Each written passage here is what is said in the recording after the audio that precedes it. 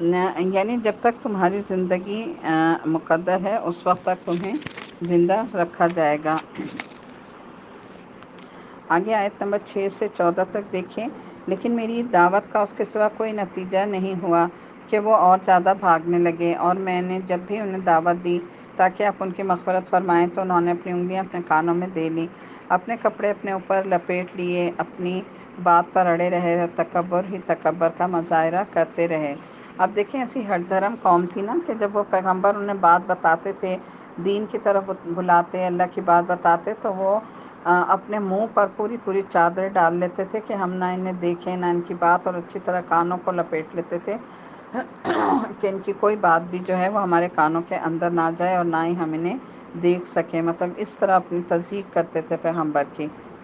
اور تکبر ہی تکبر کا مظاہرہ کرتے رہے۔ اور میں نے انہیں پکار کر دعوت دی، یعنی اعلانیہ بھی دعوت دی، پھر میں نے ان سے اعلانیہ بھی بات کی اور چپکے بھی، یعنی دونوں طرح سے تبلیغ کی اور سمجھایا۔ چنانچہ میں نے کہا کہ اپنے پروردگار سے مغفرت مانگو۔ ثم انی دعوتہم جہارا ثم انی اعلنت لہم واسررت لہم اسرارا فقلت استغفروا ربکم انہ کان غفارا یرسل السماء علیکم مدرارا۔ اپنے پروردگار سے مغفرت مانگو، یقیناً جانو وہ بہت بخشنے والا ہے۔ وہ تم پر آسمان سے خوب بارشیں برسائے گا، اور تمہارے مال اور اولاد میں ترقی دے گا، اور تمہارے لیے باغات پیدا کرے گا، اور تمہاری خاطر نہریں مہیا کر دے گا۔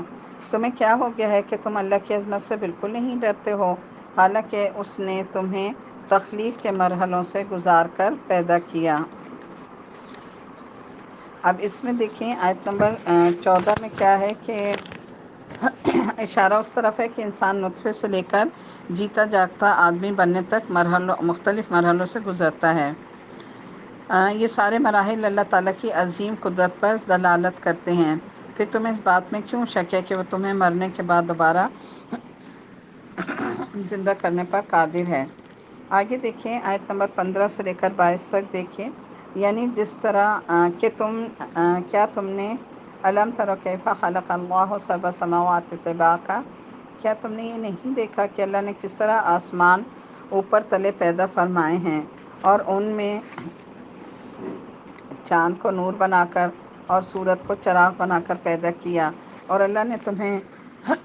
زمین سے بہترین طریقے پر اگایا ہے، پھر وہ تمہیں دوبارہ اسی میں بھیج دے گا اور وہیں سے پھر باہر نکال کھڑا کرے گا، اور اللہ نے ہی تمہارے لیے زمین کو ایک فرش بنا دیا تاکہ تم اس کے کھلے راستوں پر چلو۔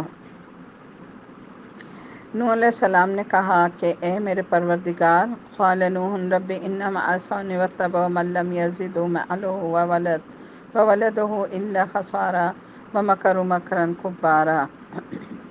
نوح علیہ السلام نے کہا، اے میرے پروردگار، حقیقت یہ ہے کہ ان لوگوں نے میرا کہنا نہیں مانا اور ان سرداروں کے پیچھے چل پڑے جن کو ان کے مال اور اولاد نے نقصان پہنچانے کے سوا کچھ نہیں دیا، اور انہوں نے بڑی بھاری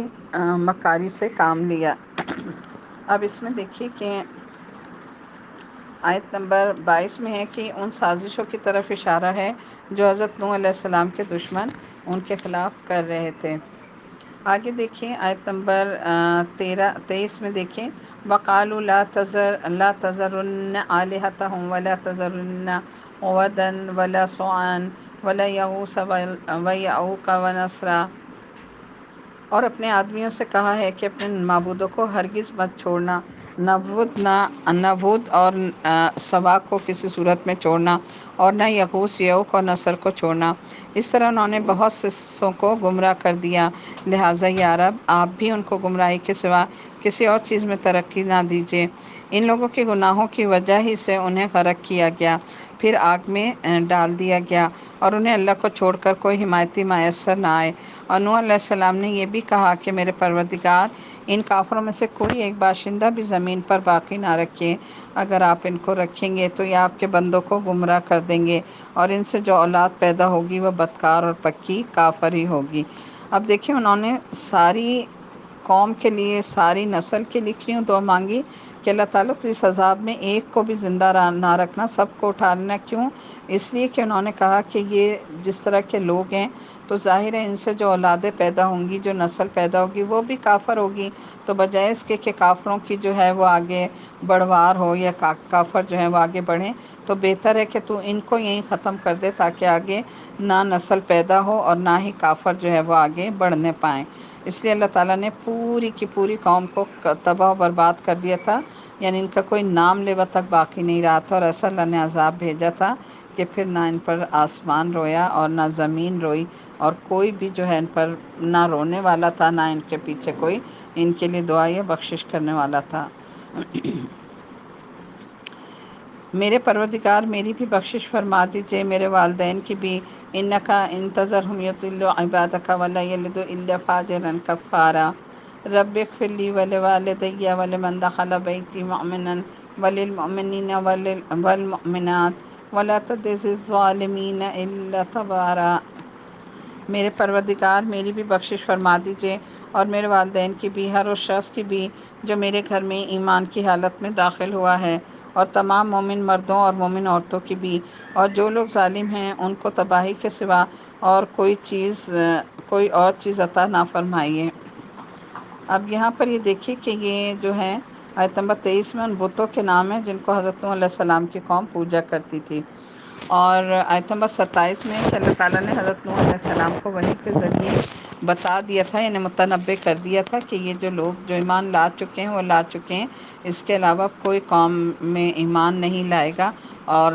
یہ سب کے سب جو ہے وہ کیا ہوں گے؟ کافر ہی ہوں گے۔ تو آپ دیکھیں 950 سال تبلیغ کے، اور اس سے 80 لوگ جو ہے وہ ایمان لائے تھے، اور 28 میں ہے کہ ایمان کی قید اس لیے لگائی کہ آپ کے گھر والوں میں سے آپ کی بیوی آخر تک کافر رہی اور ایمان نہیں لائی، تو ظاہر ہے جب وہ ایمان نہیں لائی تھی تو پھر اللہ تعالیٰ نے اس کو بھی عذاب میں پکڑ لیا تھا۔ آگے ہے سورہ جن، یہ بھی مکی صورت ہے۔ بسم اللہ الرحمن الرحیم۔ قل اوحی الی انہ استمع نفر من الجن فقالوا انا سمعنا قرآنا عجبا یہدی الی الرشد فآمنا بہ ولن نشرک بربنا احدا۔ شروع اللہ کا نام لے کر جو بڑا مہربان نہایت رحم کرنے والا ہے۔ اے پیغمبر کہہ دو میرے پاس وحی آئی ہے کہ جنات کی ایک جماعت نے قرآن غور سے سنا اور اپنی قوم سے جا کر کہا کہ ہم نے ایک عجیب قرآن سنا ہے جو راہ راست کی طرف رہنمائی کرتا ہے، اس لیے ہم اس پر ایمان لے آئے ہیں، اور اب اپنے پروردگار کے ساتھ کسی کو عبادت میں ہرگز شریک نہ کریں۔ اس میں دیکھیں یہ جو آیت نمبر 1 ہے اس کا بیک گراؤنڈ کیا تھا کہ نبی کریم صلی اللہ علیہ وسلم کو جس طرح انسانوں کے لیے پیغمبر بنایا گیا تھا، اسی طرح آپ جنات کے بھی پیغمبر تھے، چنانچہ آپ نے جنات کو بھی تبلیغ فرمائی، اور جنات کو تبلیغ کا سلسلہ اس طرح شروع ہوا کہ آپ کی نبوت سے پہلے جنات کو آسمانوں کے قریب تک پہنچنے دیا جاتا تھا، لیکن نبی کریم صلی اللہ علیہ وسلم کی بعثت کے بعد انہیں آسمانوں کے قریب جانے سے اس طرح روک دیا گیا کہ جب کوئی جن یا شیطان آسمان کے قریب پہنچنا چاہتا تو اسے ایک روشن شعلے کے ذریعے مار بھگایا جاتا تھا۔ حضرت صلی اللہ، یہ وہ وقت تھا کہ جب حضرت صلی اللہ علیہ وسلم طائف سے واپس تشریف لا رہے تھے اور نخلا کے مقام پر پڑاؤ ڈالے ہوئے تھے، وہاں اپنے فجر کی نماز میں قرآن کریم کی تلاوت شروع کی تو جنات کی ایک جماعت اس وقت وہاں سے گزر رہی تھی۔ اس نے یہ کلام سنا تو وہ اسے اطمینان سے سننے کے لیے رک گئے۔ حضرت صلی اللہ علیہ وسلم کی مبارک زبان سے فجر کے وقت قرآن کے پر اثر کلام نے ان کے دل پر ایسا اثر کیا کہ وہ جنات مسلمان ہو گئے، اور پھر اپنے قوم کے پاس بھی اسلام کے داعی بن کر پہنچے، یعنی خود تو لائے پھر آگے دوسروں کو جا کر اسلام کی دعوت دی اور انہیں بلایا۔ انہوں نے اپنی قوم سے جا کر کہا کہ جو باتیں کی آیات میں اللہ نے ان کا خلاصہ بیان فرمایا ہے، تو انہیں بھی بلایا اور کہا تم بھی آ کر بات سنو۔ اس کے بعد جنات کے کئی وفود حضرت صلی اللہ علیہ وسلم کی خدمت میں آئے اور آپ نے انہیں تبلیغ و تعلیم کا فریضہ انجام دیا، یعنی آپ نے انہیں باقاعدہ طور پہ قرآن پڑھایا اور اس کی باقاعدہ طور پہ تعلیم دی۔ آگے دیکھیں آیت نمبر 3 سے ہے اور یہ کہ ہمارے پروردگار کی بہت اونچی شان ہے، اسے نہ کوئی بیوی رکھی ہے اور نہ کوئی بیٹا۔ وَأَنَّهُ كَانَ يَقُولُ سَفِيهُنَا عَلَى اللَّهِ شَطَطًا وَأَنَّا ظَنَّنَا أَن لَّن تَقُولَ الْإِنسُ وَالْجِنُّ عَلَى اللَّهِ كَذِبًا وَأَنَّهُ كَانَ رِجَالٌ مِّنَ الْإِنسِ يَعُوذُونَ بِرِجَالٍ مِّنَ الْجِنِّ فَزَادُوهُمْ رَهَقًا۔ اور یہ کہ ہمارے پروردگار کی بہت اونچی شان ہے، اس نے نہ کوئی بیوی رکھی ہے اور نہ کوئی بیٹا۔ اور یہ کہ ہم میں سے بے وقوف لوگ ہیں اللہ کے بارے میں جو ایسی باتیں کہتے ہیں جو حقیقت سے بہت دور ہوں، اور یہ کہ ہم نے یہ سمجھا تھا کہ انسان اور جنات اللہ کے بارے میں جھوٹی بات نہیں کہیں گے، اور یہ کہ انسانوں میں سے کچھ لوگ جنات کے کچھ لوگوں کی پناہ لیا کرتے ہیں، اس طرح ان لوگوں نے جنات کو اور سر چڑھا لیا تھا۔ اب یہاں پر دیکھیں آیت نمبر 5 میں دیکھیے کہ یعنی اب تک جو ہم غلط عقائد رکھتے رہے اس کی وجہ یہ تھی کہ سارے انسان اور جنات یہی عقیدہ رکھتے تھے، اس لیے خیال یہی ہوا کہ اتنے سارے لوگ جھوٹے عقائد نہیں رکھتے ہوں گے، چنانچہ ہم ان کی تقلید میں ان کے عقائد کے قائل رہے۔ اور آیت نمبر 6 میں دیکھیے کہ زمانہ جاہلیت میں جب لوگ اپنے سفر کے لیے نکلا کرتے، کسی جنگل میں قیام پذیر ہوتے تو اس جنگل کے جنات کی پناہ مانگا کرتے تھے، یعنی اس جنگل کے جنات سے یہ درخواست کرتے تھے کہ وہ انہیں اپنی پناہ میں لے کر تکلیف پہنچانے والی مخلوقات سے بچائیں۔ اس عمل سے جنات یہ سمجھ بیٹھے کہ ہم انسانوں سے افضل ہیں کیونکہ وہ ہماری پناہ کے محتاج ہیں، اس طرح ان کی گمراہی میں اور زیادہ اضافہ ہو گیا۔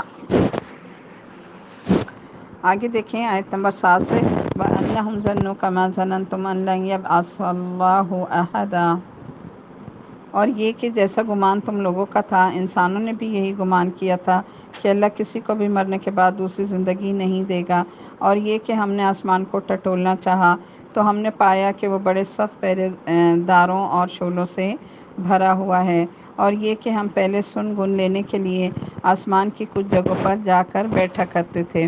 لیکن اب جو کوئی سننا چاہتا ہے وہ دیکھتا ہے کہ ایک شعلہ اس کی گھات میں لگا ہوا ہے، اور یہ کہ ہمیں یہ پتہ نہیں تھا کہ آیا زمین والوں سے کوئی برا معاملہ کرنے کا ارادہ کیا گیا ہے یا ان کے پروردگار نے ان کو راہ راست دکھانے کا ارادہ فرمایا ہے۔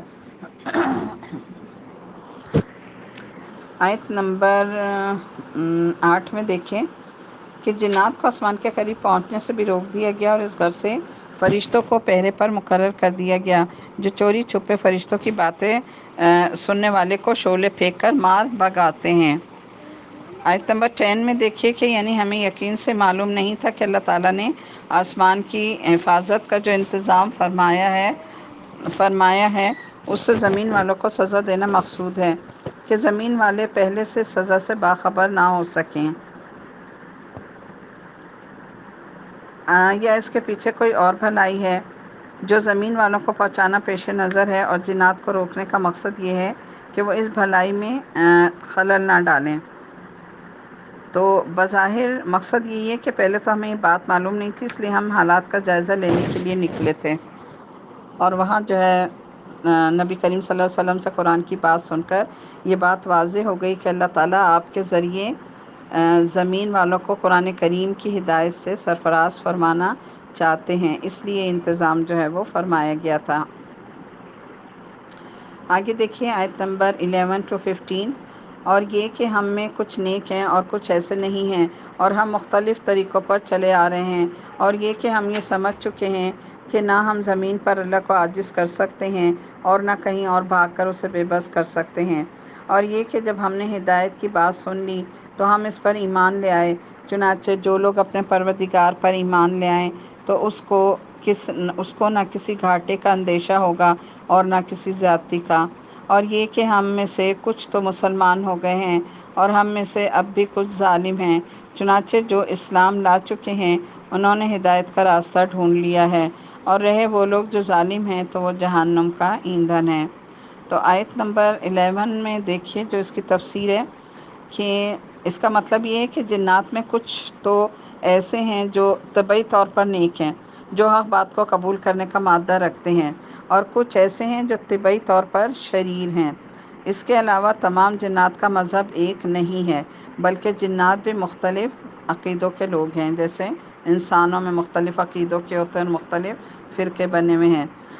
اس لیے ہم سب کو اللہ تعالیٰ کی طرف سے ہدایت کی ضرورت تھی، جو نبی کریم صلی اللہ علیہ وسلم کی تشریف آوری سے پوری ہو گئی۔ یعنی نبی کریم صلی اللہ علیہ وسلم کی بعثت کا مقصد کیا تھا؟ تاکہ آپ لوگوں کو صحیح راستے کی طرف رہنمائی کریں۔ آگے دیکھیں آیت نمبر ہماری 16 سے 22 تک دیکھیں۔ وَأَن لَوِ اسْتَقَامُوا عَلَىٰ الطَّرِيقَةِ لَأَسْقَيْنَاهُم مَّاءً غَدَقًا